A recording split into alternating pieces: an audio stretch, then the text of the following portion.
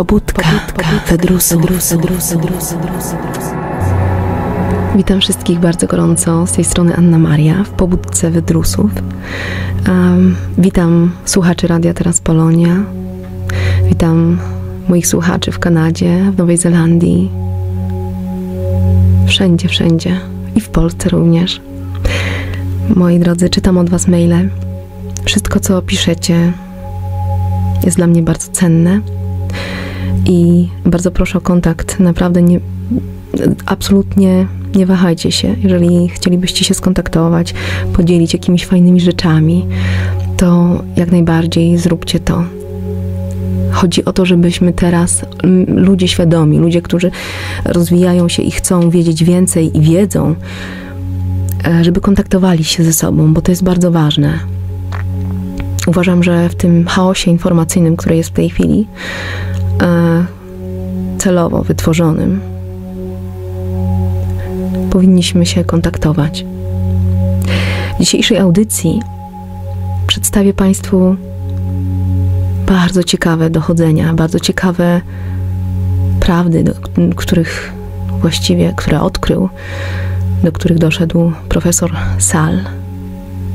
I dzięki takiemu użytkownikowi na YouTubie, który przybrał nazwę Treborok, i innym, którzy zamieszczają filmy wartościowe, chciałabym podziękować, bo wspólnie razem robimy dobrą robotę i myślę, że korzystając akurat z przekazu profesora Sala, bardzo wiele wyjaśni się wam. Z drugiej strony wiem też, że niektórzy kopiują te audycje i puszczają w formie MP3, więc forma czytania, bo akurat filmy od Treboroka są przetłumaczone z języka, w większości z języka rosyjskiego na polski i niestety trzeba czytać, więc ci, którzy nie nadążają albo na przykład mają problem ze wzrokiem, to dla nich dzisiejsza audycja będzie bardzo ważną. Pozwoliłam sobie na też dodawanie swoich własnych przemyśleń i komentarzy. Oczywiście każdy dochodzi do swoich własnych prawd, więc ja uważam, że tak jak Anastazja powiedziała, każdy z nas jest odbiornikiem. Każdy z nas jest takim odbiornikiem, jakbyśmy sobie wyobrazili na przykład radio, gdzie jest wiele częstotliwości i na każdej częstotliwości nadawane są inne programy. To my ludzie dostrajamy się do takiej częstotliwości, która nam się podoba, tak samo jak z włączeniem piosenki na danej stacji albo informacji. Jest to dla nas bardzo ważne, żebyśmy zrozumieli, że nie każdy człowiek odbiera to samo. Inni będą woleli bardziej rozrywkowe programy. Inni z kolei zaś będą chłonęli wiedzę z informacyjnych programów, a jeszcze inni zupełnie co innego. Bardzo ważną rzeczą jest też uświadomienie sobie, że kiedy żyjemy i nie wymagamy od ludzi tego, czego od siebie wymagamy, to jesteśmy szczęśliwsi. To jest piękne, móc sobie uświadomić to, właśnie taką prawdę. Nie oczekujmy od ludzi. Nie oczekujmy, a wtedy będziemy bardzo mile zaskoczeni, kiedy spotka nas coś miłego. Oczywiście dążmy do pewnych rzeczy, ale nie róbmy błędu tego typu, że oczekujemy czegoś od innych ludzi, czegoś, co wydaje nam się prawe, co wydaje nam się, że tak trzeba, a jeżeli ktoś nie zachowa się w ten sposób, w jaki my byśmy chcieli, to wtedy zaczynamy go oczerniać albo oceniać. Nie tędy droga. Jak wyzbędziemy się właśnie takiej cechy oceniania według siebie, to będzie piękna rzecz. Chciałabym zapoznać część osób pewnie, czy nowi słuchacze zastanawiacie się, czym są Wydrusi, bo nazwa mojej audycji, Pobudka Wydrusów, jest nieco zawikłana. Myślę sobie, że ja w ogóle kiedyś powiedziałam o Wydrusach, była też taka audycja, ale myślę sobie, że warto przypomnieć. Jest bardzo wielu ludzi, którzy dochodzą swoich prawd i zaczynają krzyczeć, głośno mówić o nich. Okazuje się, że zostały nawet niedawno, kilka lat temu, odczytane i zrozumiane runy słowiańsko-aryjskie. To jest piękna rzecz, kiedy można odkrywać przekazy naszych przodków, bo przecież my jesteśmy z dziada pradziada Słowianami, nosimy ich geny, nosimy energię Słowian. W sercu czujemy, jak bardzo jesteśmy związani z przyrodą. Każdy to powie. Zaraz możecie mi powiedzieć, no tak, ale co to znaczy, że inni nie? Inni też. To właśnie to, że nasi pradziadowie, nasi dziadkowie i pokolenia, przeszłe pokolenia byli tak blisko z naturą, sprawia, że my czujemy radość, kiedy się znajdujemy właśnie. Zresztą boska cząstka w nas to jest nic innego jak dzielenie się właśnie tym, co otacza nas dookoła. Także to jest wspaniałe, móc tak doświadczać takiego uczucia. Człowiek żyje jednocześnie w przyszłości, w teraźniejszości i w przeszłości. Jak sobie to uświadomimy, to będzie nam wspaniale, naprawdę wspaniale żyć. Zobaczcie, to, co się wydarzyło wczoraj, albo tydzień temu, albo miesiąc temu, bardzo często jest tak blisko nas, żyjemy tym. Nawet teraz, w momencie, kiedy słuchacie mojej audycji, żyjecie, można powiedzieć, wydarzeniami z przeszłości. Czyli są one częścią teraźniejszości, właśnie waszej dzisiejszej, właśnie teraz. A to, co będzie w przyszłości, często mówicie, nie wiadomo, co przyszłość przyniesie. Owszem, zgadzam się, są takie sytuacje w życiu, że nikt nie przewidziałby nawet ich, ale z drugiej strony nie można wszystkiego składać na ramiona wypadkowości, tego, co mogłoby się wydarzyć. To my jesteśmy odpowiedzialni w dużej mierze za swoją przyszłość. I kiedy to sobie uświadomicie, to będzie pięknie, ponieważ przyszłość, która przyjdzie do nas, tak bardzo będzie zbudowana z waszych emocji, z waszych wizji, że przyszłe pokolenia dopiero odczują tę miłość i to zainteresowanie przyszłością, które my dzisiaj zbudujemy. Bo w tym wielowymiarowym świecie wszyscy jesteśmy połączeni. Jeśli nie znamy swoich korzeni, wpadamy w taki chaotyczny świat iluzji, w pewnego rodzaju sen, gdzie następuje deformacja ludzkiej etyki, kultury. A to nieuchronnie prowadzi do ogólnej degradacji. Żeby stać się człowiekiem, to nie wystarczy regularnie jeść, spać, umieć używać telefonu, komputera. Człowiek to taki,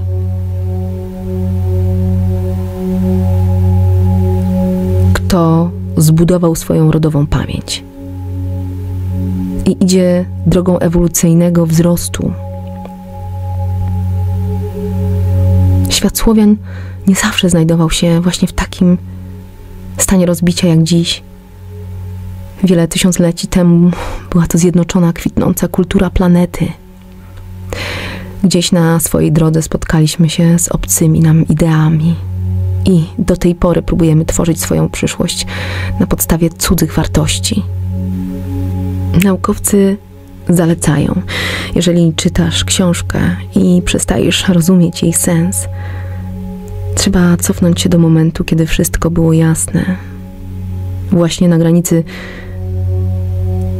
niezrozumienia i pomieszania z zrozumieniem będzie znajdowało się słowo, które nie zostało zrozumiane właściwie. Warto sobie naprawdę czasem tak zastanowić się nad słowami, bo słowa niosą jakieś też prawdy. Przecież my używamy od wielu, wielu lat nazwy. Te nazwy powstały z jakiegoś powodu. Tak jak powiedziałam, przyroda. Przyroda, czyli coś, co było przy rodzie. Czyli rody, społeczności były związane z naturą.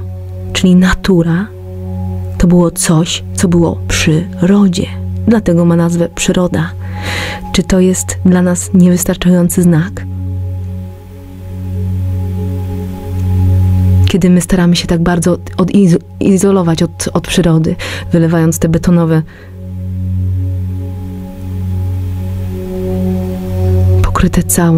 pokrywają całą ziemię betonowe drogi, betonowe dojazdy, beton wokół domów. To jest straszne. To jest straszne, jak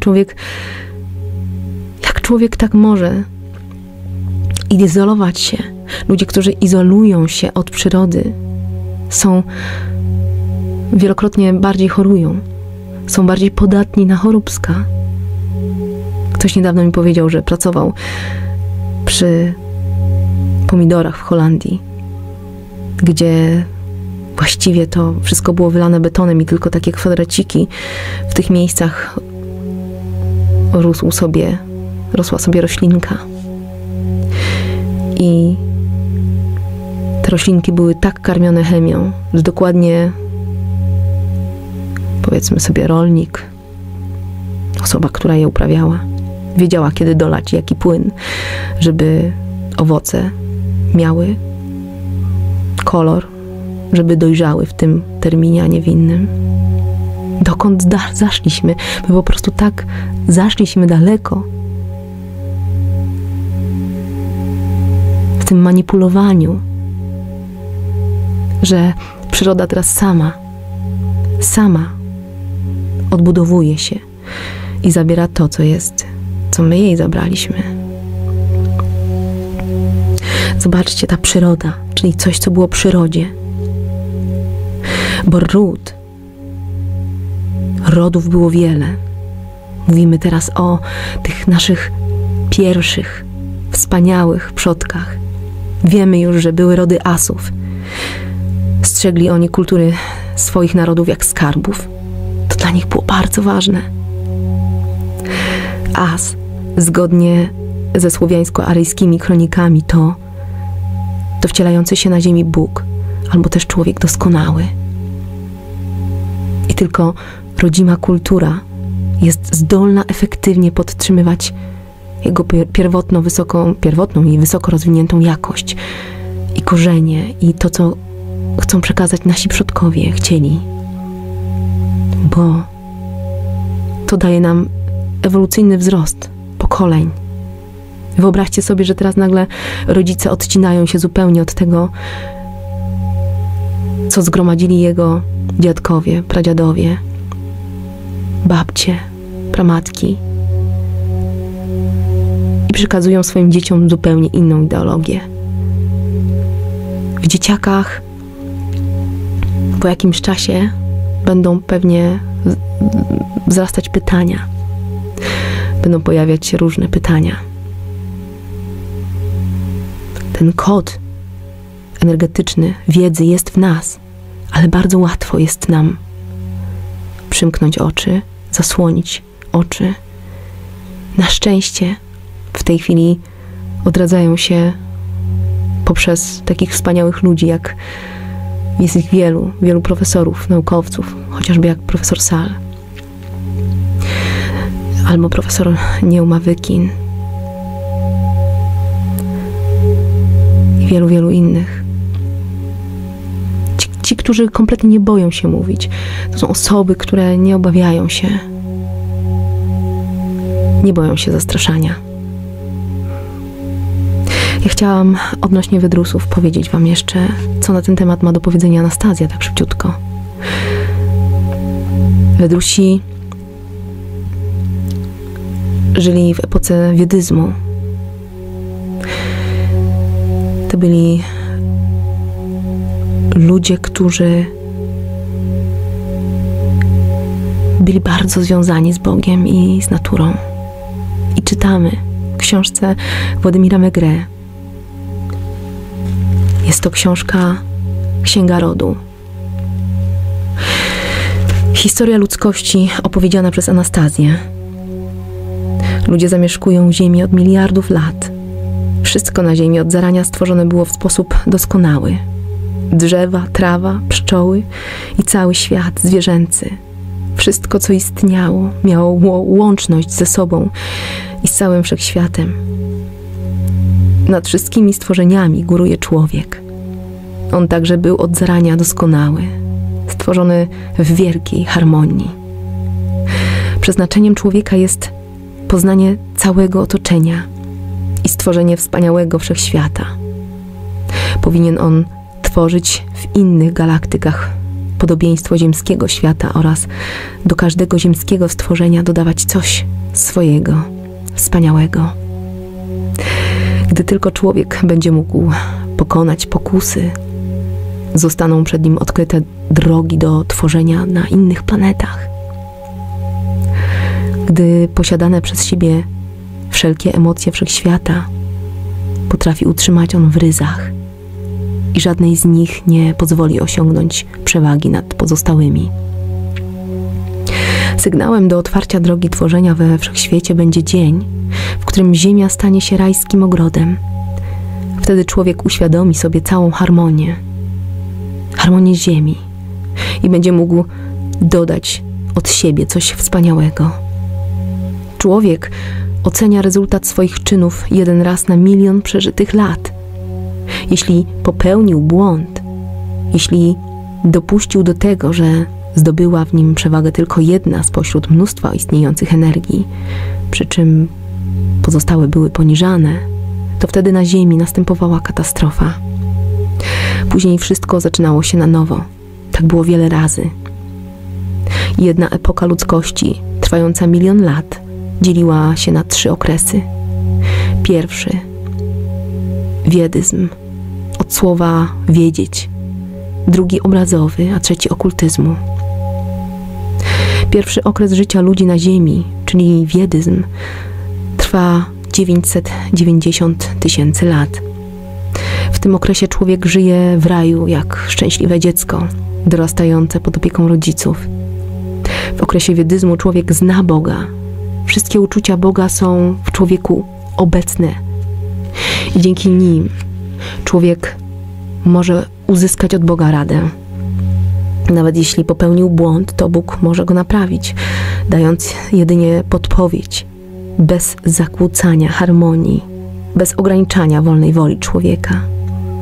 W okresie wiedyzmu nie rodziły się w człowieku pytania, kto i jak stworzył świat, wszechświat, galaktyki, planety, wspaniałą Ziemię. Ludzie wiedzieli, wszystko, co ich otacza, widzialne i niewidzialne, stworzył ich Ojciec, Bóg. Ojciec jest wszędzie. To, co rośnie i żyje naokoło, to Jego żywe myśli i Jego program. Z myślami Ojca można się również kontaktować poprzez własne myśli. Można również Jego program udoskonalać, tylko należy go zrozumieć w szczegółach. Przed Bogiem człowiek nie klęka, a mnóstwo powstałych później religii nie istniało w okresie wiedyzmu. Istniała wtedy wielka kultura życia. Boski był obraz życia ludzi. Nie istniały choroby ciała. Odżywiając się i w ubrania boskie ubierając, człowiek o jedzeniu i o ubraniach nie myślał. Jego myśli były zaprzątnięte czymś innym. Myśl zachwycała się wynalazkiem. Wtedy ani nie było granic określających dzisiejsze państwa, ani nie kierował ludzkim społeczeństwem rząd. Społeczność ludzka na ziemi składała się ze szczęśliwych rodzin. Rodziny zamieszkiwały różne kontynenty. Wszystkich łączyło dążenie do tworzenia wspaniałej przestrzeni. Dokonywano wtedy wielu wynalazków, a każda rodzina, odkrywszy jakąś wspaniałość, odczuwała potrzebę podzielenia się z innymi. Energia miłości tworzyła rodziny. Każdy przy tym wiedział, nowa rodzina stworzy jeszcze jedną wspanialszą oazę na rodzinnej planecie.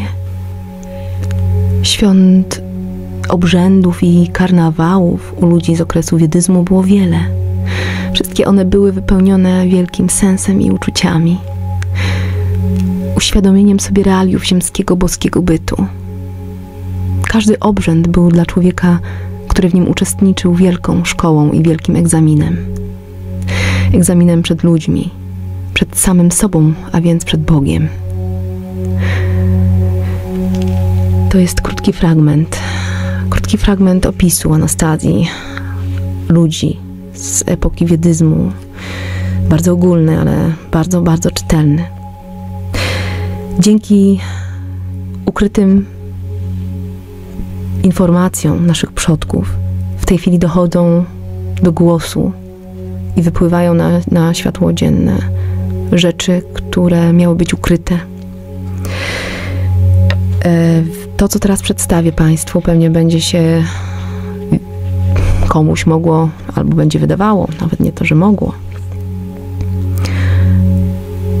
z czymś wręcz niewyobrażalnym. Bardzo proszę, żebyście nie odrzucali niczego. Pamiętajcie o tym, że mówimy tutaj o rzeczach, które nie pasują do systemu, które miały być ukryte, które miały nie wypłynąć na światło dzienne. System zrobił wszystko, żeby tak nastawić ludzi, aby jakakolwiek informacja, która pojawi się na dany temat, była z góry odrzucona. Wiedza o tym, kiedy jesteśmy świadomi tego, daje nam możliwość podejścia do pewnych tematów zupełnie obojętnie, bez odrzucania i bez jakiejś wielkiej eskalacji energetycznej czy emocjonalnej. Po prostu przyjmijmy taką możliwość. Nie odrzucajmy niczego. Pamiętajcie, najgorszą rzeczą jest odrzucić bez sprawdzenia, bez jakiejkolwiek chęci udowodnienia sobie prawdy. One wrócą. Być może w innej postaci. Czasem ludzie sobie plują w brodę po latach, że przecież ktoś mi to już mówił, a ja myślałem, że to są jakieś wygłupy, głupoty, że on jest niespełna rozumu. I ile lat straciliśmy na to, że dlatego, że odrzuciliśmy pewne prawdy i na poszukiwania dookoła, kiedy ktoś nam podał na dłoni informacje. Ja wam powiem jedną rzecz. Dla mnie to, co mówił pewien lingwista, językoznawca rosyjski, cywilizacja często jest zestawiana razem ze słowem kultura. To są dwa sprzeczne ze sobą wyrazy. Dlaczego? W dzisiejszym świecie słowo kultura i cywilizacja używa się jako synonimów. To po pierwsze, to wiemy, nie? Ale lepsze okresy związane są z odrodzeniem kultury, a gorsze z rozwojem cywilizacji. U podstaw leży okres humanistyczny, który przede wszystkim nastawiony jest na wiedzę duchową, a przez to na swoje własne wewnętrzne ja i pozwala potem dojść do określonych specyficznych rodzajów wiedzy. Słowo cywilizacja na zachodzie pochodzi właściwie, odsyłają na słowniki, prawda, do takiego słowa civilis, łacińskiego civilis. A określenie do tego słowa to rzetelny, życzliwy, uprzejmy. To są definicje konwenansów, norm zachowania się człowieka, a nie prawdziwe cechy etyczne. Rzetelny, uczciwy, uprzejmy. Czyli sposób zachowywania się. Rozkładając słowo cywilizacja według kanonu sylabowo-skrótowego otrzymamy cy, wili, za, cy, ja. I teraz patrzcie, jakie to jest wspaniałe, jakie to jest mądre. Dziękuję naprawdę wszystkim siłom, które teraz pracują i współpracują z nami, że tak nam otwierają nam wszystkie możliwe kanały energetyczne i wiedza spływa w takich ilościach. Cy to jest nic innego jak chi, czy ki, energia, którą zresztą znamy. Jest tai chi, jest dużo na ten temat można poczytać sobie w starochińskich i w chińskich kronikach. Wili to jest rozdzielający strumień. Wili, czyli mamy cy, energia, chi, wili, rozdzielający strumień, za, to jest konsekwencja, położenie, i mamy znowu ci, energia, rozdzielający strumień, konsekwencja, położenie, energia, czyli podzielona pierwotna energia, a na końcu jest jeszcze ja. Ja to ja. Po rosyjsku też ja to ja. Pierwotny język, który był właściwie język rosyjski był pierwszym językiem cywilizacji w ogóle tutaj. Czyli ja dzielę pierwotną energię, mówiąc cywilizacja. Czy ja chcę naprawdę to zrobić? Absolutnie nie. Cywilizacja prowadzi nas do podzielenia energii pierwotnej, do energii naszych przodków. Natomiast kultura to pojęcie głębokie i funkcjonalne. Oferuje niepowtarzalność jednostek, bo stanowi duchową i materialną całość. A cywilizacja jest materialna.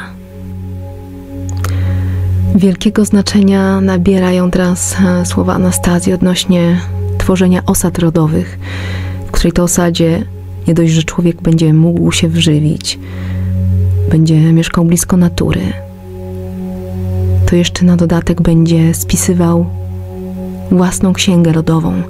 Będzie spisywał po kolei wszystko tak, jak jest, dla pokoleń. Niezakłamaną historię, tą, którą możemy w podręcznikach wyczytać, bądź też niewygodne fakty, które zostały usunięte z podręczników szkolnych. Niezamieszczone zostały. To, co jest wygodne systemowi, to tylko tyle mamy wiedzieć. Broń Boże więcej. Idea Anastazji, czyli posiadanie chociaż 1-hektarowego miejsca na ziemi, gdzie człowiek będzie mógł uprawiać własne warzywka, własne owoce, mieć kilka uli z pszczółkami, żeby po pierwsze dostawać i właściwie dawać roślinom możliwość rozwoju, bo pszczoły są bardzo, bardzo potrzebne. A w tej chwili, z tego co nas informują, pszczoły giną, masowo giną. Więc jeżeli my nie weźmiemy się za tego typu działania,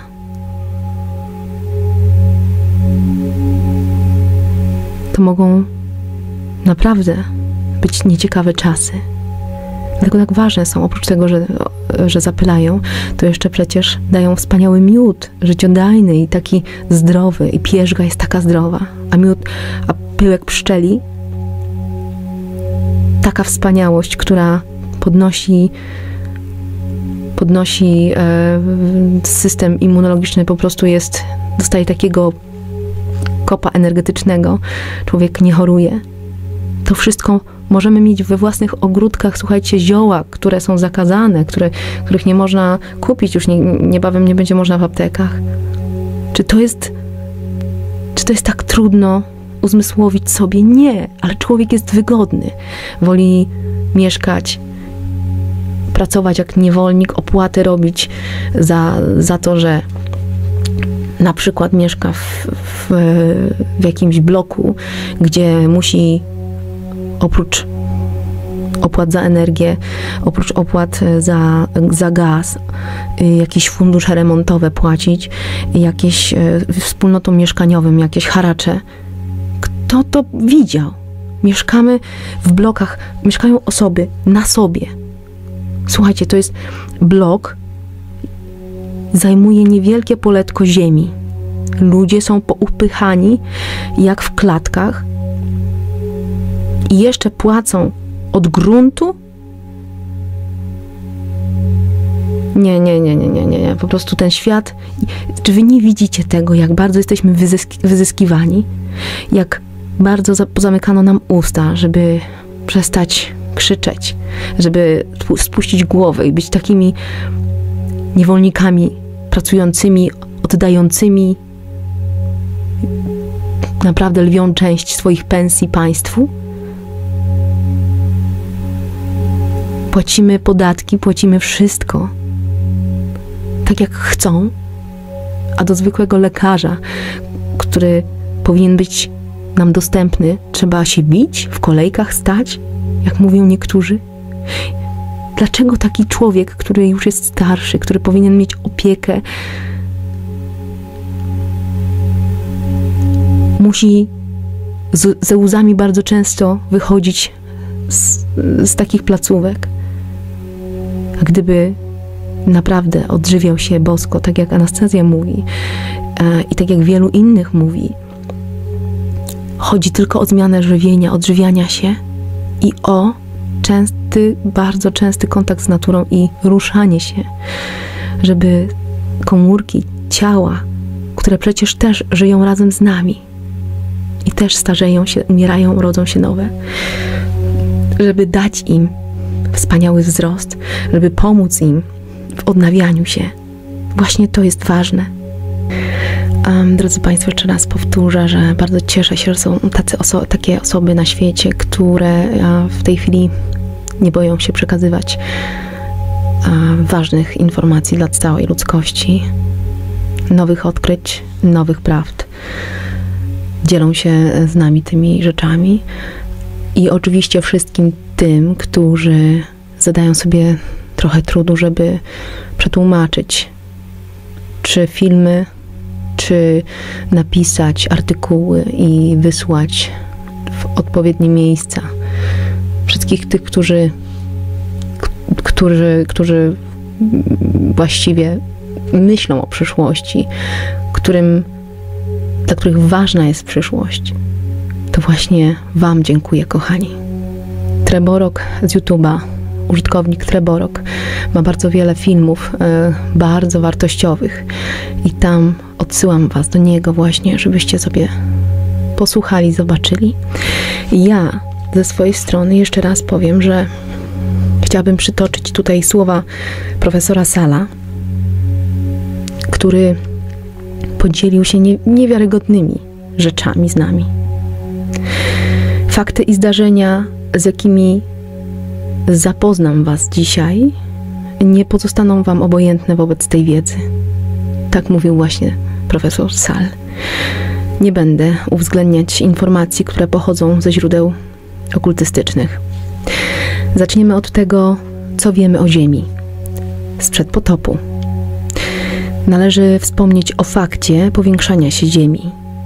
Potwierdziła to większa ilość geologów. Także badania systemu globalnego również zostały włączone właśnie w tego typu działania. Ziemia rozszerza się z szybkością 1 centymetra w ciągu roku. Bez trudu da się obliczyć, że średnica Ziemi sprzed 100 milionów lat była 2,5 razy mniejsza. Na takiej przestrzeni łatwiej było rozmieszczać i przemieszczać się gigantycznym gadom. Z obecną siłą ciążenia nie byłoby możliwe ich istnienie. Niestety ani geofizycy, ani paleontolodzy tego faktu nie uwzględniają. A co mówią fizycy? Ziemia nie może się rozszerzać. Dlaczego?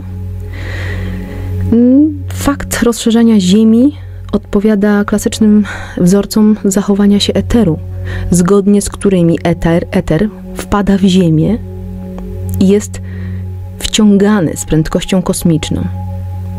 W Ziemi zachodzi transmutacja elementów i wtedy ona powolutku rośnie, zwiększa swoją objętość. A to przecież jest nie do potwierdzenia, ponieważ według dzisiejszych informacji, którymi dysponujemy od naukowców, eter nie istnieje, prawda? Wynikiem tych transmutacji jest przede wszystkim aktywność wulkaniczna.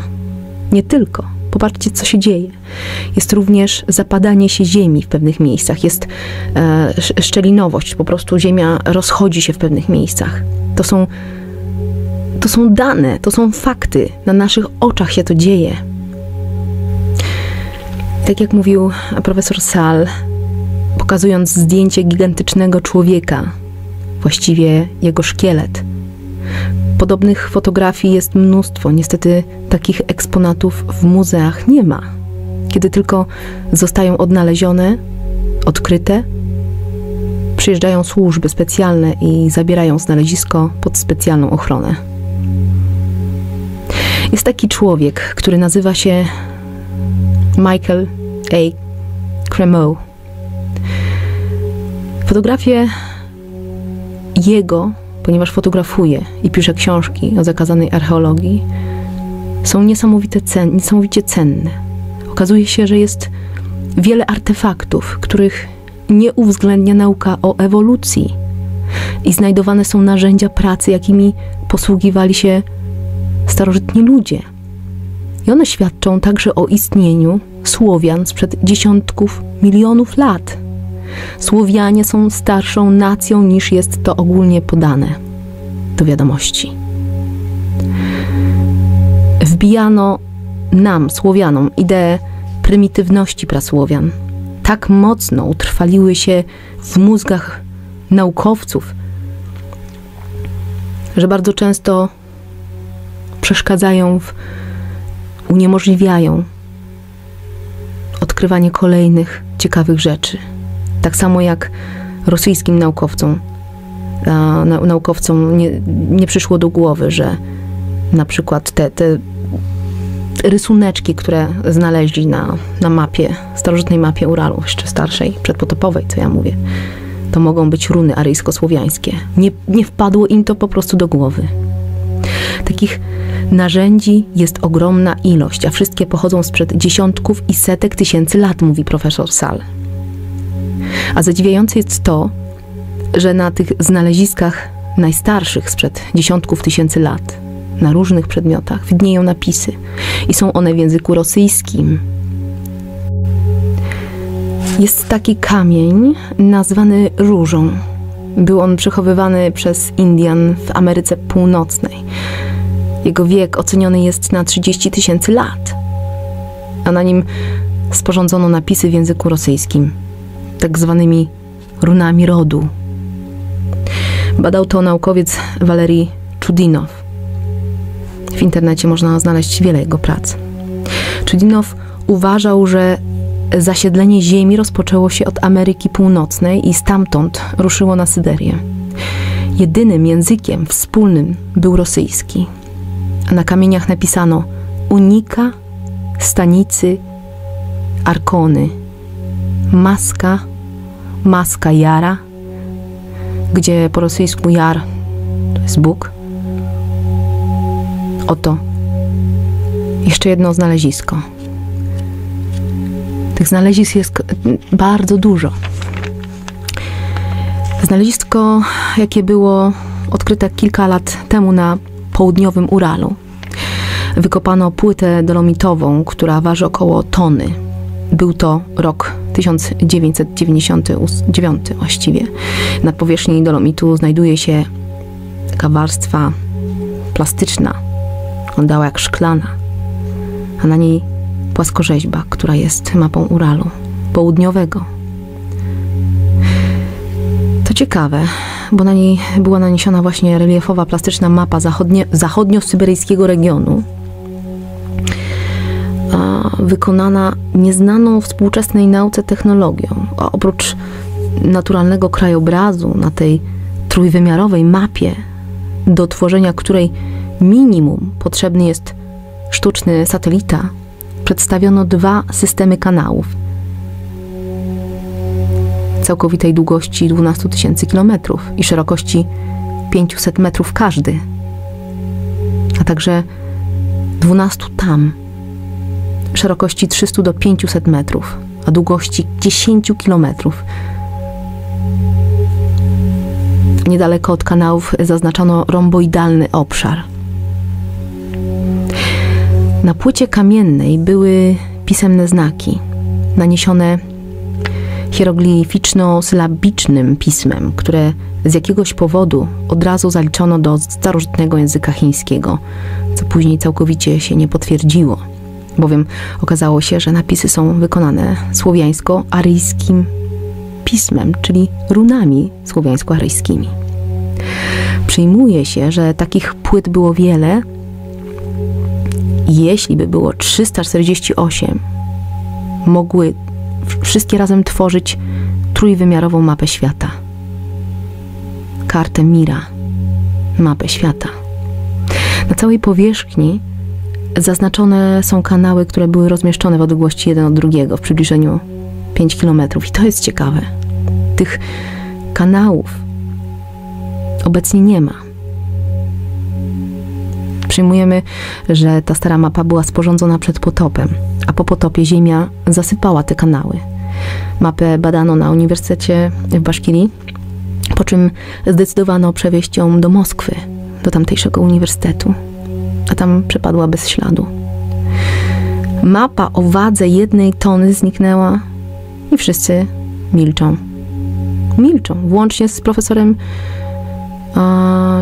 Czuwyrowem, bo w sumie on badał tą mapę i dlaczego nabrał wody w usta, nikt nie wie. To bardzo ważna sprawa. Dowiedziono, że są siły, którym zależy na utrzymywaniu takich faktów w tajemnicy. No, co tu dużo mówić. Jeszcze jeden zadziwiający fakt. Jest takie płaskowzgórze. Płaskowyż Anabarski. Na mapie znalezionej właśnie przez Czuwyrowa istnieje wiele wodnych zbiorników z okresu przedpotopowego.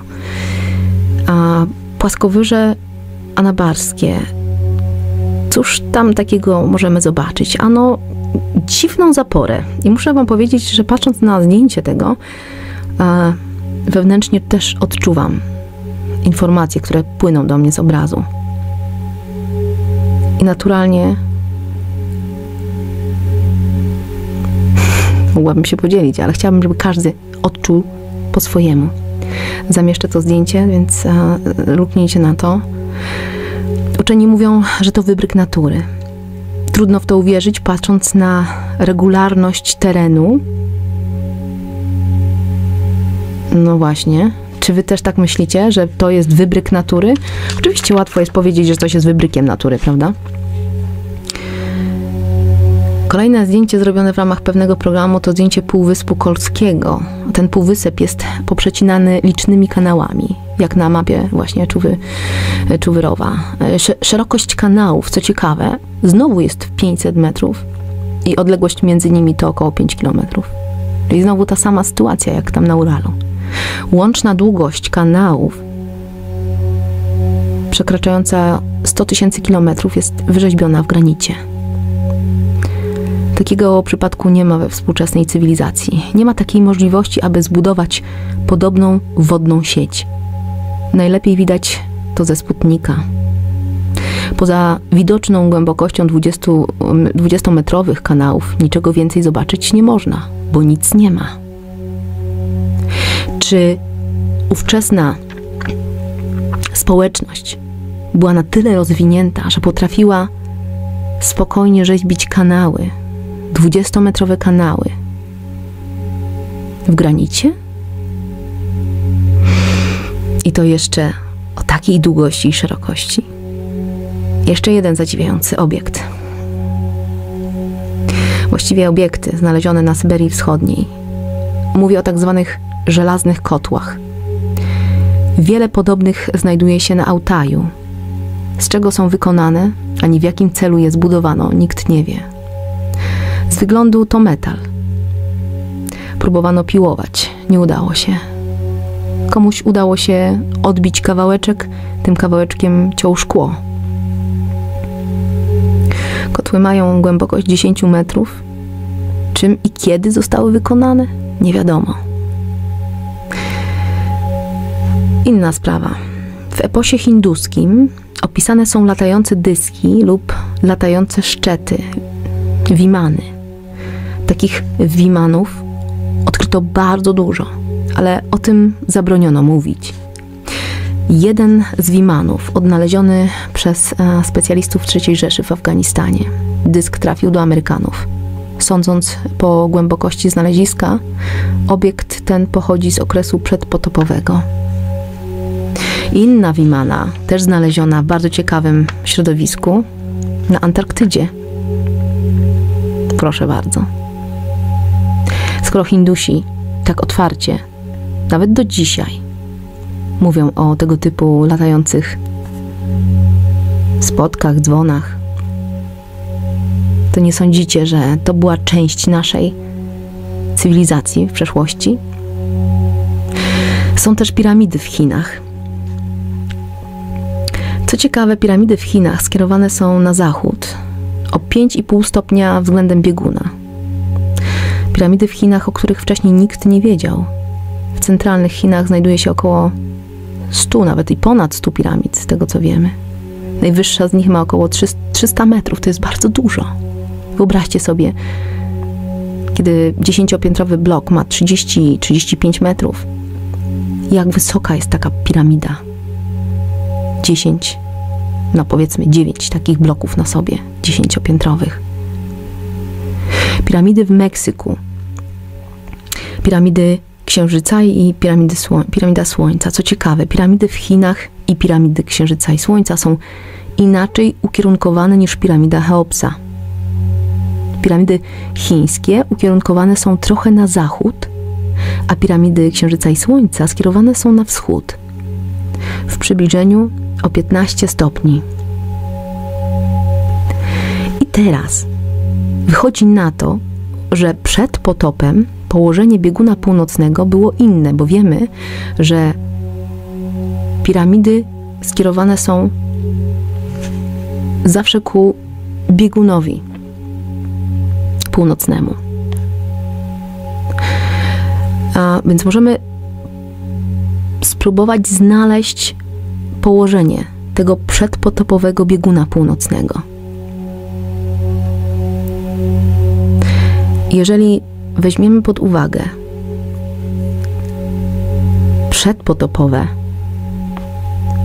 przedpotopowe piramidy, dokładnie obliczymy, w jaki sposób one są usytuowane i gdzie stoją, względem czego stoją, możemy, biorąc pod uwagę wszystkie dane, wszystkie współczynniki, wykonać bardzo proste obliczenie. Przedłużamy linię i mamy punkt przecięcia się ich z różnych stron. Właśnie tych piramid, które nie są skierowane w stosunku do obecnie bieguna północnego naszego. I wiecie, co wychodzi? Że przed potopem biegun północny znajdował się w Grenlandii. I to wyjaśnia, dlaczego w Grenlandii jest takie zlodowacenie. Czyli miejsce zlodowacenia znajduje się w miejscu starożytnego północnego bieguna. Można sobie wyobrazić, że Grenlandia znajduje się na wysokości 60 równoleżnika, czyli dokładnie, ktoś powie, no tak, ale przecież na tym samym równoleżniku jest też inne miasto, które nie jest tak zlodowaciałe. A no właśnie, i tu jest odpowiedź, dlaczego nie. Inne było ustawienie, inaczej wyglądało to wszystko. Gdzie indziej był ten biegun, prawda? Niż teraz. Kolejny obiekt uznany za przedpotopowy to znana święta góra Kailash w Tybecie. Okazuje się, że takich gór jest wiele. I jeszcze jedna wspaniała góra to Matterhorn. Matterhorn znajduje się w Szwajcarii. Profesorowi Sal wydała się dziwna ta góra, więc postanowił ją zbadać programem Google Glass.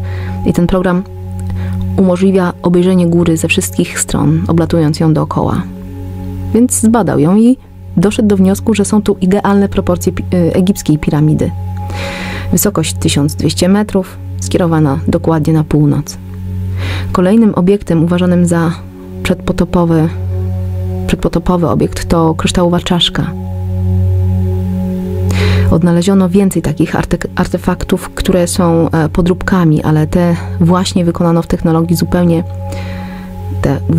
mam na myśli o tych oryginalnych, wykonane w technologii zupełnie nieznanej, niedostępnej, bowiem okazuje się, że te czaszki, które były odnajdywane, a później skrzętnie ukryte. Wiecie, dlaczego ukrywali te czaszki?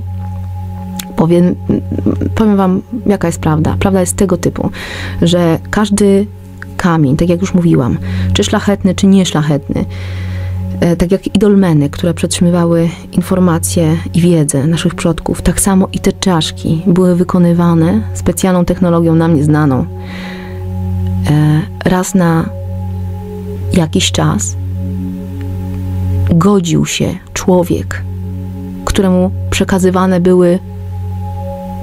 była wiedza z pokoleń, wiedza pokoleń właściwie, na to, żeby poświęcić swoje życie i zostać jakby uwięzionym. Tutaj mówię o informacji, o przekazaniu informacji. Czaszka była takim dyskiem dzisiejszym, możemy sobie wyobrazić. Pił specjalnie dobrany zestaw ziół, co sprawiało, że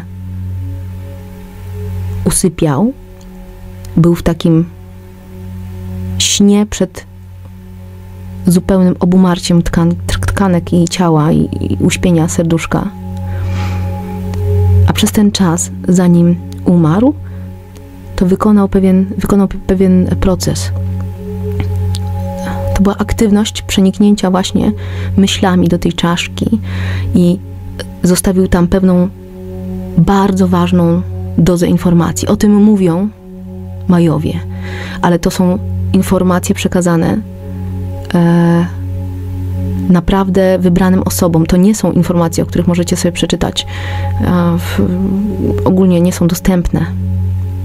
Poza tym, to nie tylko Majowie robili.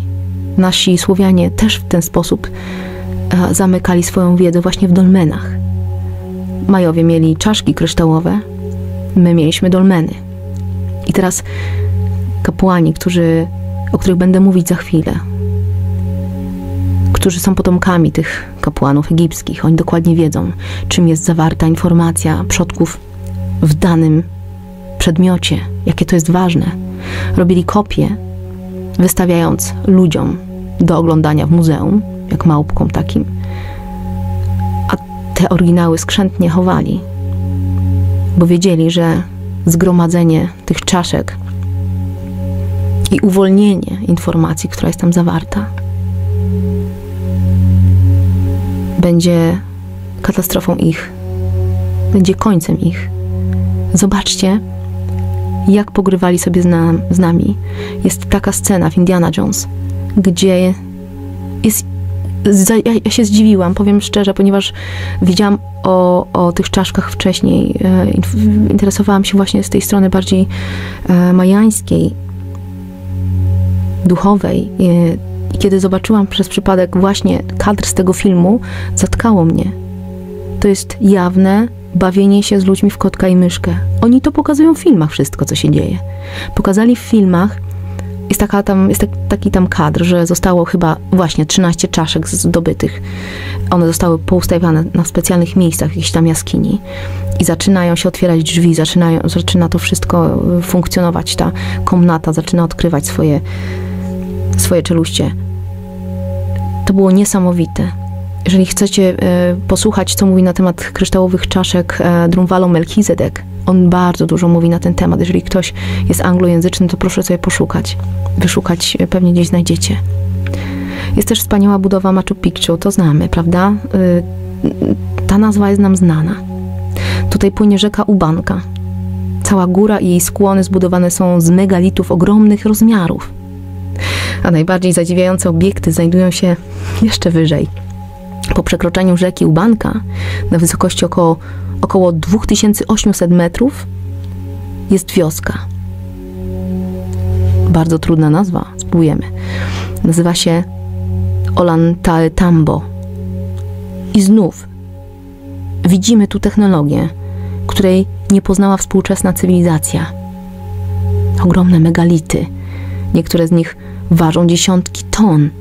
Ustawione jeden na drugi, tak, że dolny głaz z górnym połączony jest trójwymiarowo. To znaczy, że każde milimetrowe wgłębienie w danym kamieniu, w dolnym czy górnym, dokładnie odpowiada takiej formie i pokrywają się jak zęby. Wyobraźcie sobie, ta technologia pozwala przetrwać tym budowlom i właściwie pozwoliła tysiące lat. Nie bacząc na jakieś trzęsienia ziemi, na to, co się mogło wydarzyć. To trwa, to nadal jest. Ten rejon jest wyjątkowo zagrożony sejsmicznie. Zwykłe budowle w tamtym miejscu szybko się rozpadają, a te stoją nienaruszone. I okazuje się, że starożytni budowniczowie doskonale radzili sobie ze skałami megalitycznymi. Cieli je łatwo, jakby były miękkie. Te obiekty zaskakują i wzbudzają podziw. Wycięta w skale.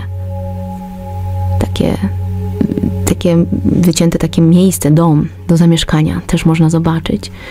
Lecz nie dla wszystkich ludzi, może nawet nie dla ludzi, ale to dla istot metrowego wzrostu, ponieważ to wszystko było przygotowywane jakby dla mniejszych ludzi. Albo dla istot innych. Jeszcze jeden taki obiekt. I jeden z jego elementów to ten środkowy budynek o wadze dziesiątek ton.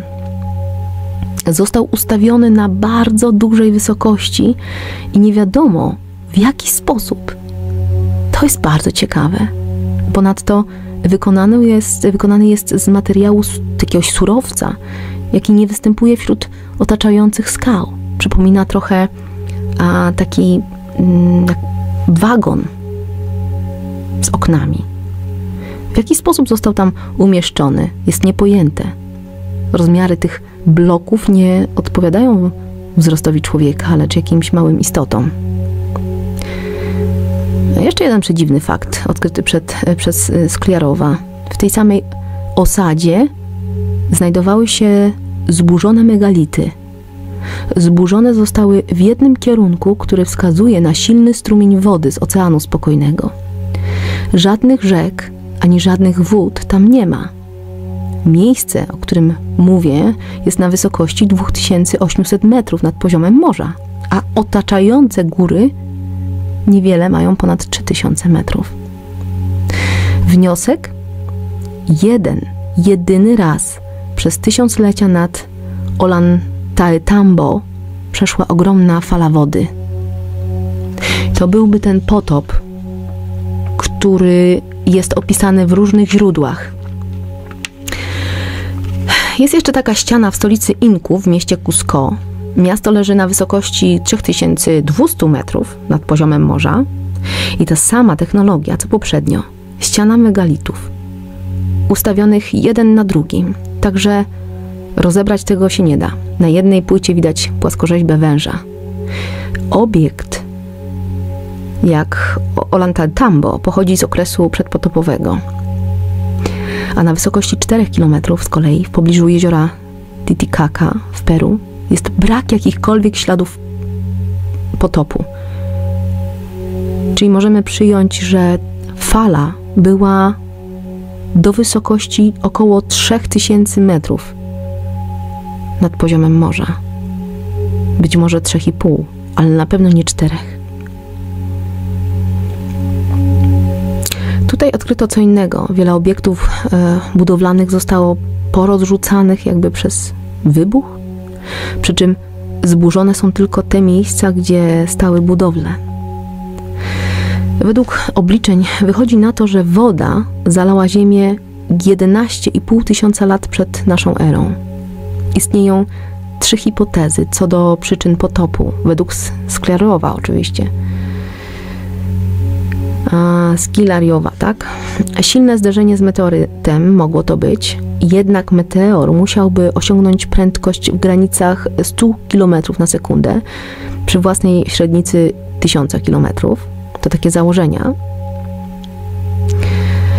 Parametry takiego uderzenia zupełnie nie zgadzają się z panującymi warunkami życia na planecie, jak i funkcjonowania Ziemian, czyli była inna przyczyna. Skliarow uwzględnił efekt poślizgu. Uznał, że kora Ziemi może obracać się względem jądra Ziemi. Uwzględnienie tego faktu umożliwia bardziej realistyczną ocenę zjawiska. Obliczył, że średnica obiektu mogła wynosić 20 km, a prędkość poruszania się też jakąś tam średnią wyliczył kilometrów na sekundę. Ale trzecia hipoteza mówi o 3 księżycach i oparta jest na łączeniu faktów. Jak do tej pory jest ona najbardziej prawdopodobna, bo był taki niemiecki badacz, Goldinger, który w oparciu o starożytną runiczną literaturę zaproponował teorię 3 księżyców. Według starożytnych przekazów,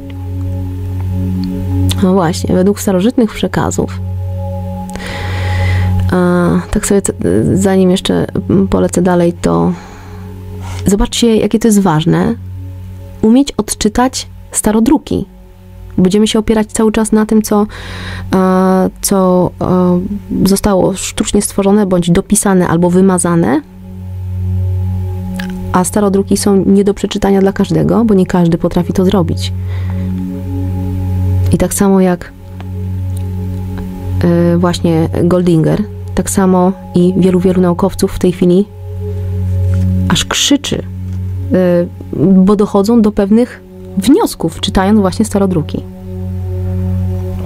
Także według starożytnych przekazów, właśnie popijam sobie herbatkę z yerby. Yerba mate pyszna jest. No, zachęcam was, bez cukru. Dobrze. Według starożytnych przekazów dawniej istniały 3 księżyce. No tak, drugi księżyc, Fatta, spadł na Ziemię około 13 tysięcy lat temu. Jest jeszcze jeden czynnik, element, o którym dowiadujemy się ze starożytnego źródła, czyli, uwaga, słowiano-aryjskich run. Znowu tu one. Przed potopem rok trwał 360 dni, a po potopie 365, czyli oznacza to, że Ziemia zaczęła obracać się trochę szybciej. Uwzględniając ten fakt, dochodzimy do wniosku, że średnica księżyca Faty nie mogła być mniejsza niż 500 km. Księżyc ten spadł na południe Oceanu Spokojnego.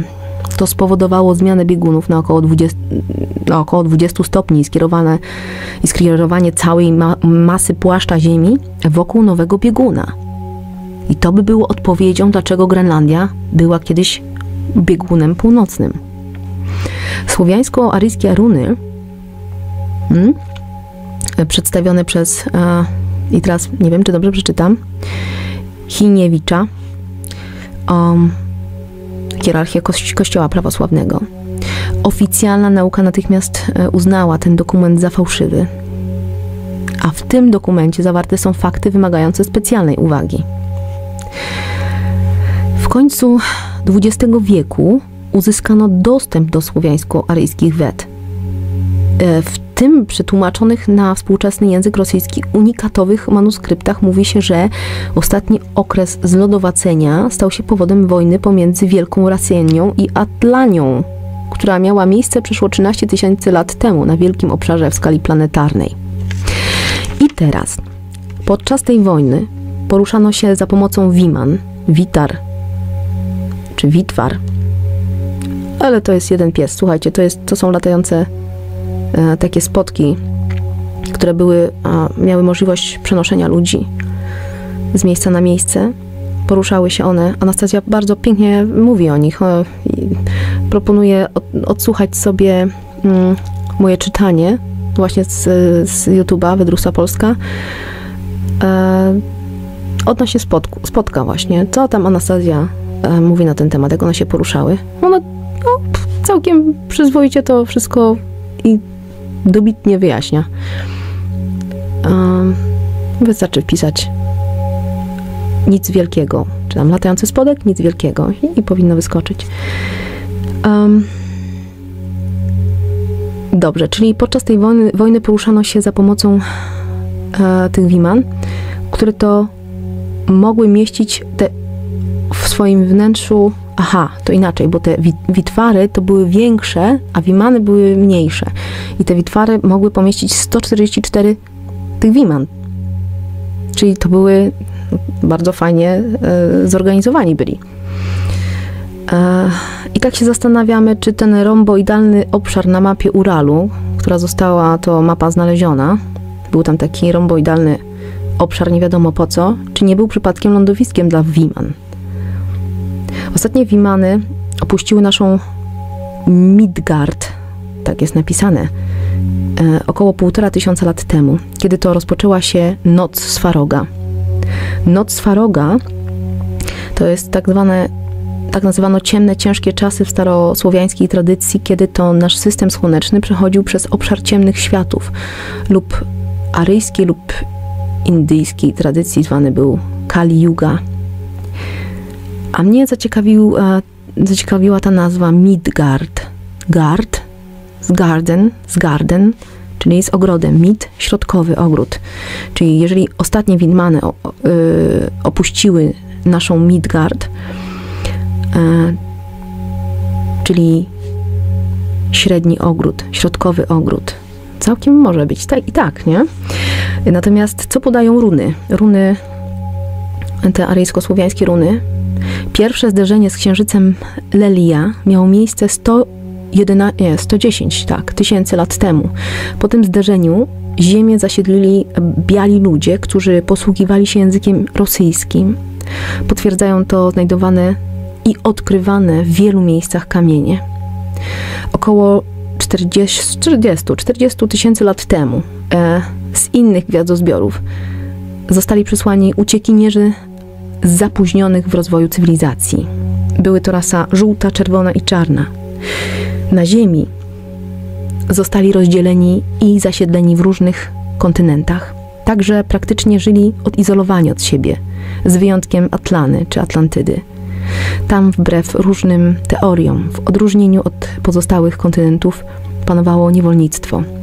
Bogowie najwyżsi, kapłani z kosmosu przekazali swoim kapłanom na Atlanie zbyt dużą wiedzę. Niewłaściwie wykorzystana doprowadziła do wojny o władzę pomiędzy bogami i Atlanami. Użyto technologii jądrowej, w wyniku czego księżyc Fatta zaczął powoli zniżać się na Ziemię. Po tym wybuchu zaczęła się ewakuacja ziemian na wimanach i większych statkach.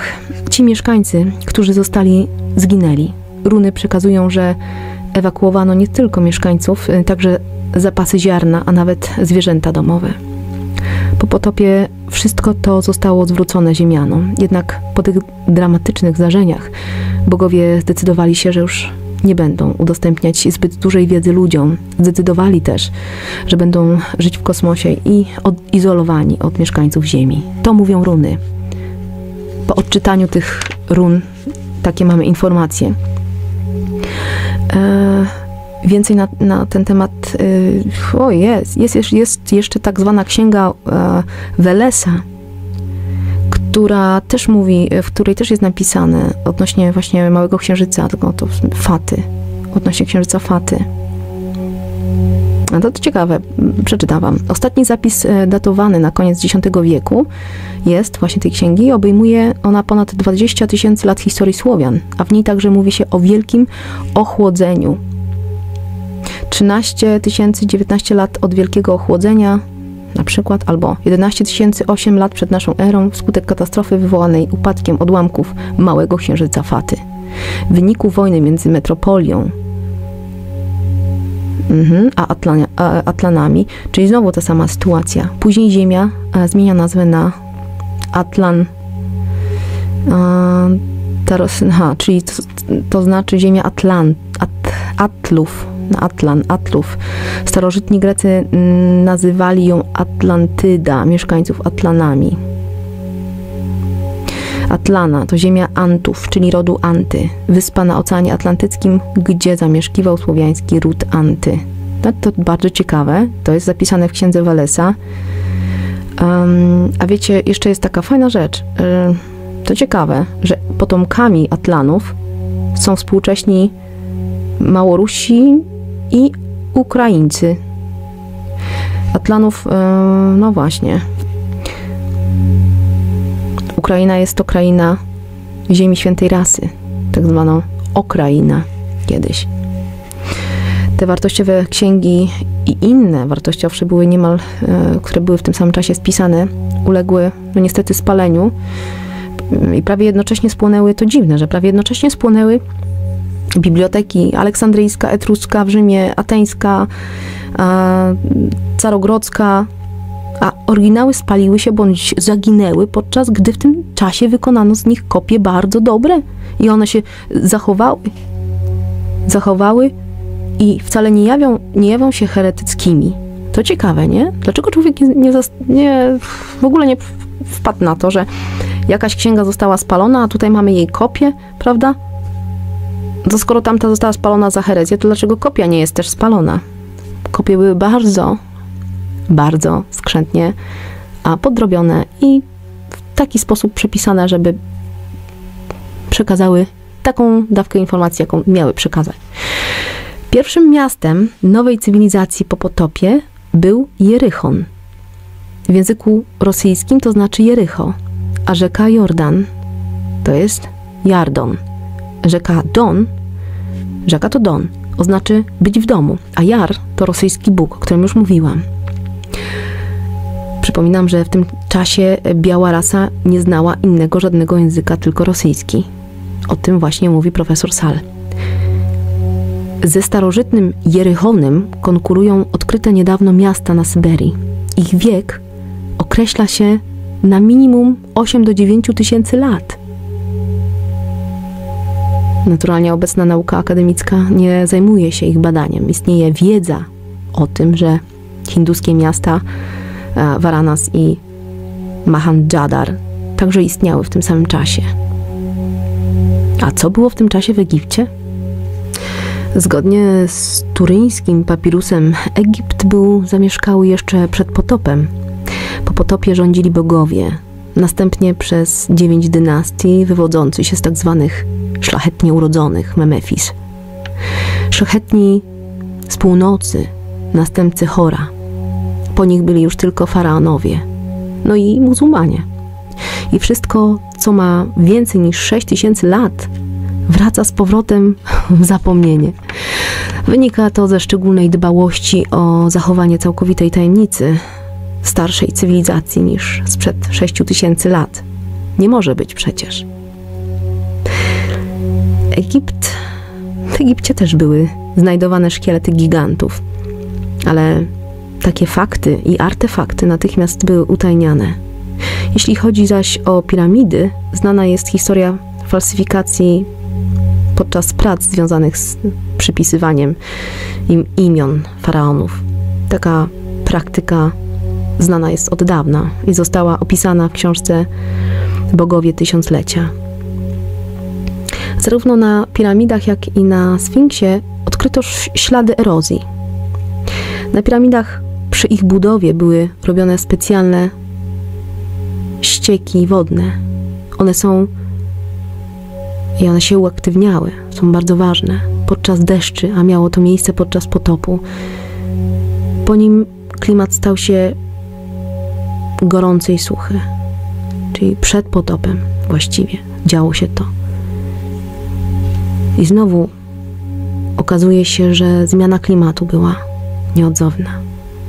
I znowu, kiedy przyjrzymy się niższej warstwie piramid, bez trudu dostrzeżemy, że dolna warstwa drugiej wielkiej piramidy ułożona jest zgodnie z tą samą technologią budowy, która jest niedostępna współczesnej cywilizacji. A w pobliżu piramid są ogromne granitowe bloki, wycięte w nie wiadomo jaki sposób, ani jakimi narzędziami. Ciężar każdego z bloków to około 200 ton. Transportowano te bloki z odległości około 500 kilometrów. No też nie wiadomo w jaki sposób, ani przy użyciu jakiejś siły. Jeszcze jeden ciekawy obiekt, kamienie granitowe. Przy zastosowaniu nieznanej technologii ułożono kamienie na skalnych podstawach i obrobiono je gładziutko, niczym parkiet podłogowy. Tej technologii także nie osiągnęliśmy jeszcze. Albo na przykład taki asuański obelisk. Jego ciężar wynosi około 2000 ton. A w jaki sposób go wycięli, w jaki sposób go podnoszono? Absolutnie nie rozumiemy, nie wiadomo. Widocznie jest to technologia, jakiej nie mieliśmy wiedzieć albo pamiętać. A czy wiecie, że na przykład na sławnym Stonehenge istnieje napis w języku rosyjskim? Ten napis jest na kamieniach z pierwszego promienia. Można odczytać ten napis. Słowa po rosyjsku mówią świątynia Makoszy, a na drugim promieniu widnieje napis świątynia rodu, pracownia rodu.